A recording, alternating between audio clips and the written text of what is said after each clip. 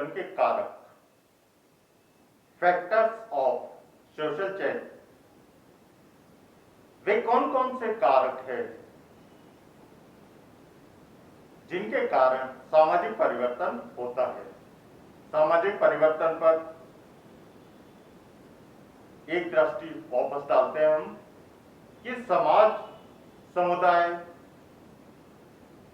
समूह, संस्था, सामाजिक संरचना आदि में होने वाला परिवर्तन सामाजिक परिवर्तन कहलाता है। तो अब हम चर्चा करेंगे सामाजिक परिवर्तन के कारकों की।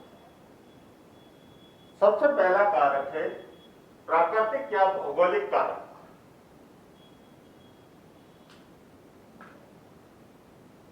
जब मानव की उत्पत्ति हुई तो प्राकृतिक आपदाएं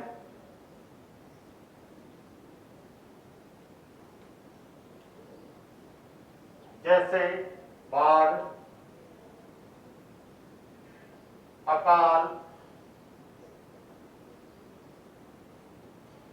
भूकंप,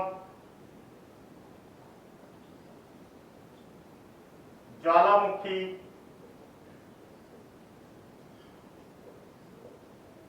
आदि आपदाओं से मानव परेशान रहता था।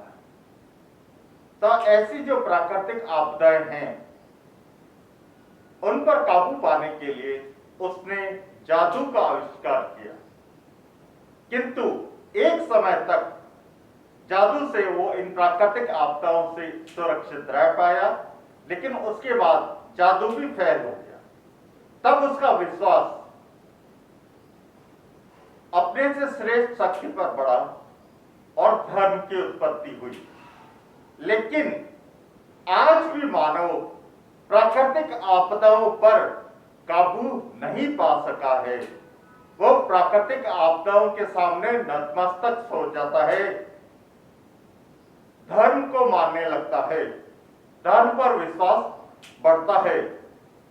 तो जिन क्षेत्रों में प्राकृतिक आपदाएं ज्यादा आती है वहां पर सामाजिक परिवर्तन कम होता है, और जहां पर प्रकृति शांत रहती है वहां पर निर्माण के कार्य होते हैं, संस्कृति का विस्तार होता है, और संस्कृति के विस्तार होने की वजह से सामाजिक परिवर्तन होता है। अगला पॉइंट है प्राणी शास्त्रीय कारक।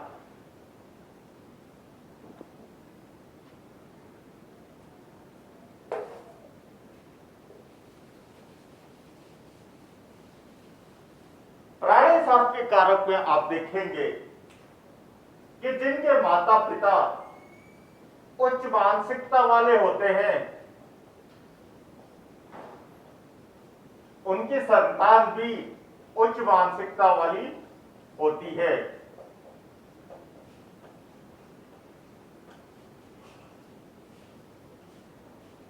और जिनके माता पिता निम्न मानसिक क्षमता वाले होते हैं उनकी संतान भी निम्न मानसिक संतान होती है। तो उच्च मानसिकता वाली जो संतान है वो समाज में नए नए आविष्कार करती है, और इन नए नए आविष्कारों के कारण संस्कृति में परिवर्तन होता है, और संस्कृति में परिवर्तन होने की वजह से सामाजिक परिवर्तन होता है।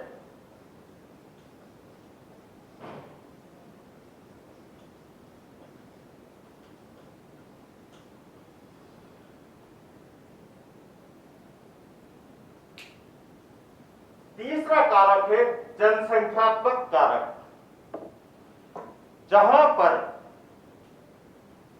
जन्म दर उच्च होती है और मृत्यु दर कम होती है, मतलब जहां पर जन्म लेने वालों की संख्या ज्यादा होती है और मरने वालों की संख्या कम होती है, वह जनसंख्या वृद्धि हो जाती है। जनसंख्या वृद्धि होने की वजह से भिक्षा, बेरोजगारी, बेकारी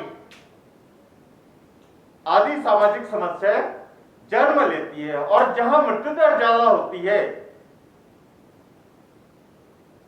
और जन्म दर कम होती है, वहां जनसंख्या कम होती है और जनसंख्या कम होने की वजह से आय ज्यादा होती है और आय के ज्यादा होने की वजह से वहां पे सामाजिक परिवर्तन ज्यादा होते हैं। चौथा है प्रौद्योगिक कारक। जहां पर नए नए उद्योग धंधों, नई नई फैक्ट्रियां, नए नए कारखाने लगते हैं, वहां पे अर्थ की मात्रा ज्यादा होती है और अर्थ की मात्रा ज्यादा होने से वहां पे सामाजिक परिवर्तन जो है वो ज्यादा होता है, क्योंकि आय ज्यादा होती है। तो आय ज्यादा होने से आविष्कार ज्यादा होते हैं और आविष्कार ज्यादा होने से संस्कृति में परिवर्तन होता है। सिर्फ पुरुषों की नहीं, महिलाओं की भी स्थिति उच्च होती है। कुछ समय पूर्व महिला साइकिल नहीं चला सकती थी, आज महिला की यह परिस्थिति है कि वो हेलीकॉप्टर, हवाई जहाज तक उड़ा रही है। अंतिम कारक है आर्थिक कारक। जहां पर अर्थ कम होता है, जनसंख्या ज्यादा होती है, वहां पे सामाजिक समस्याएं ज्यादा जन्म लेती है।